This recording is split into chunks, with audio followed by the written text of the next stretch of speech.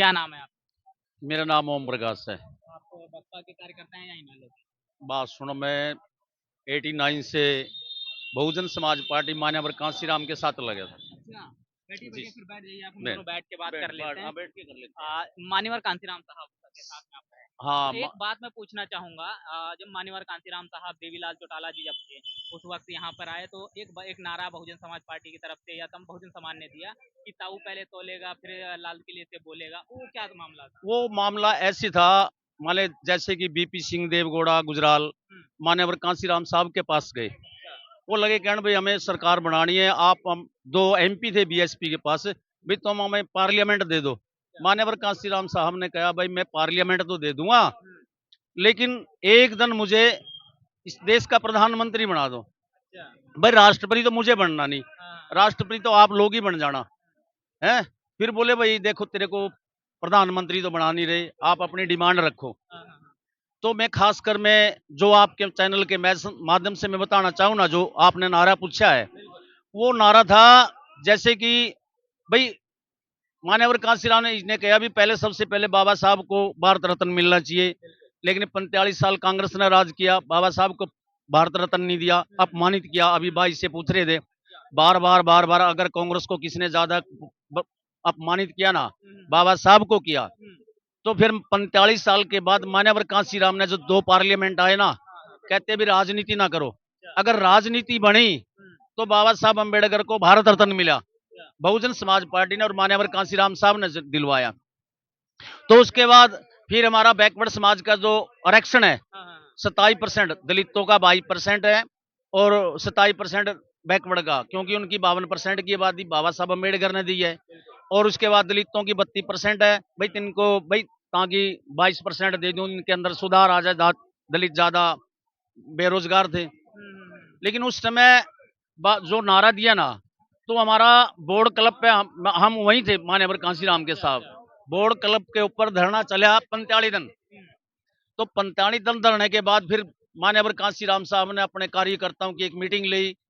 तो उन्हें कहा भी ये तो सरकार नु टस्ते मस होने वाले ने अपना समर्थन भी दे रखा बने यार, नु बैकवर्ड समाज का 27% जो एक्शन है वो लागू नहीं कर रही है। अच्छा, आरक्षण नहीं लागू कर रही थी हाँ लागू इसीलिए नहीं, तो धरना इसीलिए चल रहा था। इसीलिए चल रहा था। मान्यवर कांसीराम साहब कर रहे हैं। मान्यवर कांसीराम साहब कहते थे भी वो कमिश्नर मंडल की रिपोर्ट को लागू करो वरना कुर्सी खाली करो, ये हमारा नारा था उस टाइम के अंदर। जो आपने पूछा ना, तो फिर ताऊ देवीलाल का एक बोल के इशारे से पूरा हरियाणा का जो किसान था ना, वो सारा का सारा मान्यवर चौधरी देवीलाल को मानता था। तो साहब कांसीराम ने सोचा भी ऐसे तो टस तमस ये होने वाले नहीं है। तो माने फिर कांसीराम चौधरी देवीलाल के पास गया, भाई देवीलाल तेरे को मैं प्रधानमंत्री बना रहा हूँ। नुका फिर मुझे क्या करना, नुका आपने एक नारा देना पड़ा क्या भाई भाई कल को ताऊ देवीलाल लाल किला पे बोला अगर पूरा तो लगा पर, और तो जो देवीलाल ने बोल दिया, तो देवीलाल ने बोल दिया, उसके बाद बीपी सिंह के माले एकदम बेचैनी होगी, भाई कांसीराम साहब तुझे यह क्या कर दिया, तो मुझे भाई ये क्या कर दिया। लेकिन आपने बैकवर्ड समाज का जो मैंने कह रहा था, जो हमारी शर्तें थी और हमने समर्थन दिया आपको, भाई आपने ये लागू नहीं किया, इसीलिए नु मैंने एक तो ताऊ चौधरी देवीलाल ही देश के प्रधानमंत्री बनेंगे भाई। नु यार कमाल है। फिर रात ने प्रेस कॉन्फ्रेंस करी रात को 12 बजे बीपी सिंह ने, और वो कहा भी मैं 27% आरक्षण लागू करूंगा। और मकान किसके टूटा आपने पता है, इन्हें जो आरएसएस के लोग हैं, कांग्रेस के लोग हैं, इन्होंने एक नारा दे दिया भाई सारा का सारा अधिकार तो दलितों को मिल रहा, और गुरु रविदास मंदिर टूटे समारांगे, हक और अधिकार मिला बैकवर्ड समाज को।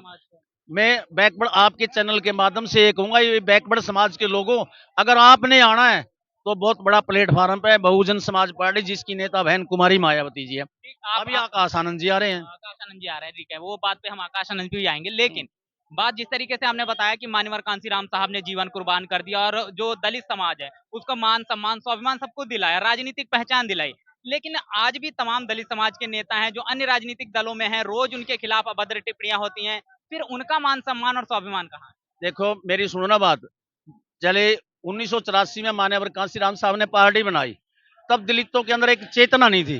अब जब अगर 4 बार उत्तर प्रदेश की मुख्यमंत्री बहन कुमारी मायावती जी बनी, उसके बाद इन दलितों के अंदर एक वो जागरूकता आ गई, भाई मैं भी इस देश का चौधरी बनना चाहिए, मैं भी समाज का, इसलिए वो साहब कांसीराम के और अपना खुद का नुकसान कर रहे हैं। वो बीएसपी के खिलाफ नहीं बोल रहे। अगर बीएसपी के खिलाफ बोल के खुद का नुकसान कर रहे हैं और वो कह रहे हैं कि हम अपना भाई हम दलितों के तेजी हैं, लेकिन वो नहीं है। लेकिन आज तो अगर चाहने वाले लोग हैं तो जो कैडर से जुड़े हुए लोग हैं जिन्होंने मिशन और मोमेंट के सदियों से लेकर आज तक है, वो बीएसपी का कभी टस मस नहीं होंगे ना। वो लोग बहरूपिये हैं और बहरूपिये रहेंगे। समाज समझ चुका है उन लोगों को। वो सार दल्ले लोग हैं, काफी दल्ले। यहाँ भी दल्ला उतार दिया एक, यहाँ भी दल्ला उतार दिया रामपाल माजरा जी के खिलाफ ताकि एससी समाज के वोट ले। लेकिन एससी समाज ने और बीएसपी के साथ जुड़ा टसते मस नहीं होता और चौधरी रामपाल माजरा को विजय बनाकर भेजेंगे। अच्छा, दूसरी चीज, आकाश आनंद आ रहे हैं। मायावती जी जिस तरीके से देखा जाए ज्यादातर जो जमीनी स्तर पर नहीं उतर के जाती हैं, क्योंकि एक महिला है, तमाम चीजें हैं, उनकी उम्र भी हो गई है। लेकिन आकाश आनंद जैसे आए हैं, गांव गांव जा रहे हैं, महिलाओं से मिल रहे हैं, बच्चों से मिल रहे हैं, आप जैसे कार्यकर्ताओं से मिल रहे हैं, इसका क्या बदलाव आपको नजर आएगा? देखो पता क्या है, पूरे देश का अगर जाओ ना आप, ये बोलते हैं मायावती घर घर लाने के लिए तैयार है। हाँ, हाँ। हमें पता अपना नेता, क्योंकि एक कुर्सी हुई करती लकड़ी की, जब दिल्ली के अंदर मीटिंग लेती थी ना बहन जी हरियाणा की, हाँ। मैं खासकर जाके बहन जी के पास से बैठा करता, साहब कांसीराम के पास बैठा करता। तो किस लिए, क्योंकि पूरे अगर विश्व के अंदर है ना दलित नेता, एक ही नेता बहन कुमारी मायावती जी। लेकिन उसको हम आदर और मान सम्मान के प्रतीक समझते हैं। क्यों बहन कुमारी मायावती जो वहां बोलती है ना प्रेस कॉन्फ्रेंस करके, हम उसी को अपना वो मान लेते हैं। बहन जी हमारे पास आ गई, हमारे दिलों में बसती है। अगर छाती पाड़ा का दिखा हुआ ना, मान्यवर कांसीराम और बाबा साहब और बहन कुमारी मायावती हमारे दिल में बस है। क्योंकि आज एक युवाओं की मांग थी, जो आपने कहा ना आकाश, लेकिन युवाओं की मांग को देखते हुए आकाश आनंद जी को बहन कुमारी मायावती जी ने भाई नेतृत्व दिया। भाई नौजवानों के लोगों के अंदर एनर्जी पैदा करे, ताकि जितनी एनर्जी उनके अंदर होगी ना उतनी बढ़िया होगी, ताकि उस मिशन मोमेंट आगे बढ़े। ये तमाम लोग जो आते हैं और वोट काटते हैं और कहते हैं वो बसपा की राजनीति खत्म हो गई, तो क्या लग रहा है आपको हरियाणा वो खुद खत्म हो जाएंगे वो लोग। क्या? बसपा की राजनीति सदियों सदी तक चलेगी, लेकिन ये मिशन मोमेंट की पार्टी है, किसी के पास नहीं। जो लोग कहते हैं ना बसपा खत्म होगी, लेकिन जो वही बात तो बसपा मान्यवर कांसीराम साहब लेकर आए। जैसे कि बिल्कुल सोई हुई विरासत थी, बाबा साहब की विरासत को कांग्रेस पार्टी ने खत्म बना दिया था, लेकिन मान्यवर कांसीराम ने उस सोई हुई विरासत को एकदम जागरूक किया और समाज के अंदर वो चेतना पैदा की। लेकिन वो कभी भी बीएसपी खत्म होने वाली नहीं है, ना उन लोगों पे खत्म होगी। वह खुद में खुद खत्म हो जाएंगे लोग। अच्छा, बहुजन समाज के लिए जो युवा है, खास करके आजकल, क्योंकि युवा जो है वो भटकता बहुत जल्द, वो किसी का भी झंडा उठा लेता है, उसको जान, तो आपका उन युवाओं को क्या संदेश है? मेरा युवाओं का संदेश रहेगा अभी 1% अपने मिशन और मोमेंट से ना भटके और महापुरुषों के आदर और सम्मान के लिए सिर्फ केवल बीएसपी को सपोर्ट करे, बीएसपी को वोट दे। मेरा ये बच्चों को इससे क्या फायदा होगा? बीएसपी को वोट देंगे, बीएसपी सरकार तो बनती नहीं है। कमाल की बात है, बनती क्यों नहीं है? क्या वोट देने से उत्तर प्रदेश के अंदर 4 बार बहन कुमारी मायावती मुख्यमंत्री नहीं रही?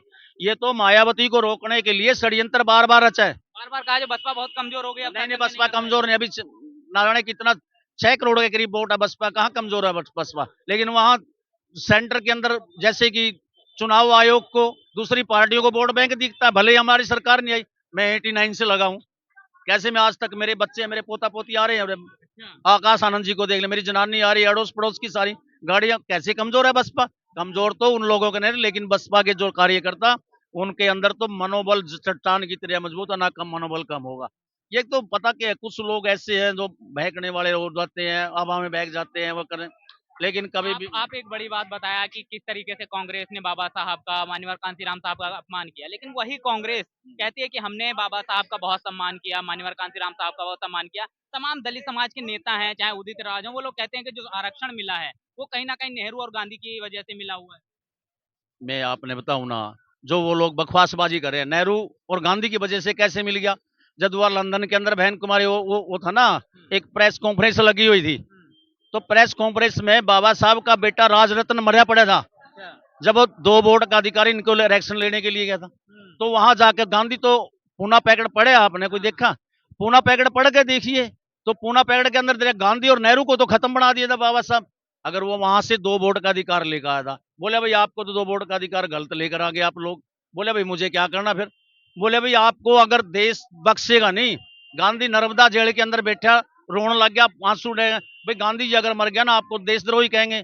नुका लेकिन आपने बाबा साहब ने कहा नुका ये जो मेरी मजबूरी है, मैं जो 1 वोट का अधिकार वापिस ले रहा हूँ, फिर मेरे समाज के लिए आरक्षण की व्यवस्था है, रिजर्वेशन की व्यवस्था हो जानी चाहिए।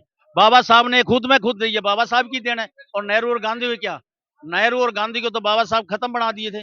आपकी पार्टी पर एक बड़ा आरोप लगता है कि वो कांग्रेस के खिलाफ बहुत बोलती है, भाजपा के खिलाफ उतना ज्यादा नहीं। सबसे ज्यादा अगर किसी ने दलितों का नुकसान किया तो कांग्रेस ने किया। अगर बहन कुमारी मायावती जी भी, अगर आप कह रहे हैं क्यों नहीं, जब 2009 के अंदर 22 जुलाई 2009 के अंदर 22 जुलाई को देश की क्षेत्रीय पार्टी ने बहन कुमारी मायावती जी को नेता मान लिया। नेता मान लिया, आपने देखा भी होगा, सुने भी होगा, वहां अरबों खरबों रुपया टेबलों के ऊपर पड़ा है।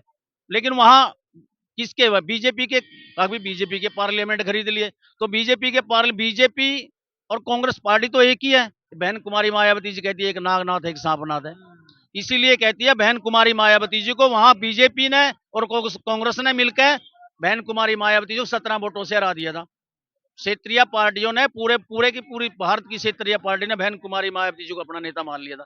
कैसे की करे यार, सबसे ज्यादा कांग्रेस ने जितना आज तक दलित, गरीबी हटाओ गरीबी हटाओ, अब की बार गरीब, मैं आपके चैनल के माध्यम से कहूं, अगर आप घर गले जाओगे ना, हम वोट मांगने के लिए जावा, मेरी माता और बहन ऐसे रोए भी, मेरा ये घर देख कैसे टूटा पड़ा, मेरे ये देख मेरे कैसे, अब भी छत नहीं है लोगों के सर पे, लेकिन इतनी मजबूरियां रो पड़ती हैं, साथ में हम भी रो पड़ा, क्योंकि हमारे पास भी क्या है, वो जैसे वो ऐसे हम। क्या लग रहा है कांग्रेस ने यहाँ पे 10 साल शासन किया पहले, अब बीजेपी ने कर लिया, तो क्या लग रहा है कि बदलाव कौन सी सरकारें कर सकती अब तो कर सकती है इंडियन नेशनल और बहुजन समाज पार्टी है? कर सकती, गठबंधन कर यही कर सकती है। क्या कितनी मजबूती से लड़ रही है? जबरदस्त कार्यकर्ता का इतना जोश और होश के साथ लड़ रहा है ना, तो क्या कहें, उनकी मैं कहूँ सलाम है उन लोगों को, जो कार्यकर्ता इतना जोश और होश के साथ इलेक्शन लड़ रहे हैं। और आज देख लेना आप, तो ये आपके जो सामने। बदलाव, जो जोश नजर हाँ आया, ये हाँ क्या आकाश आनंद के मैदान में आने से हाँ, आया है? देखो बात सुनो ना, जो गठबंधन किया वो आशीर्वाद तो बहन कुमारी मायावती जी का, मायावती जी का आशीर्वाद लेके, और हमारे भतीजे लगा ले, वो भी आकाश आनंद जी भी, वो भी मैदान वो भी के अंदर। आपका भतीजा है? भतीजा जब बहन जी हमारी है, बिल्कुल बिल्कुल। जब बहन जी को, क्योंकि मैं भी 70 साल के करीब उम्र हो गई है, बहन कुमारी मायावती जी फिर क्या लग गया, वो भतीजा ही हुआ। भतीजा हुआ ना। इसीलिए हम उसका नौजवानों के एनर्जी बनाने के लिए, क्योंकि मैदान के अंदर जरूरी उतारना था बिल्कुल, तो एक एक तरह देखा जाए आपका बेटा ही हुआ कि जो बेटा, बिल्कुल। इसमें कोई शक नहीं, हमारा बेटा ही है। गठबंधन कहीं ना कहीं अपनी सरकार बनाने वाला है, और कहीं ना कहीं देखा जाए तमाम राजनीतिक पार्टियां जिन्हें समर्थन की जरूरत अगर पड़ती है तो वो खुद इनके पास चल कर आएंगी। बाकी आपका इस पूरी वीडियो को लेकर क्या सोचना है, क्या मानना है, इन लोगों से आप कितना सहमत हैं, कमेंट में जरूर बताइएगा। बने रहिएगा जनपथ लाइव के साथ, तब तक के लिए जय भीम, जय भारत।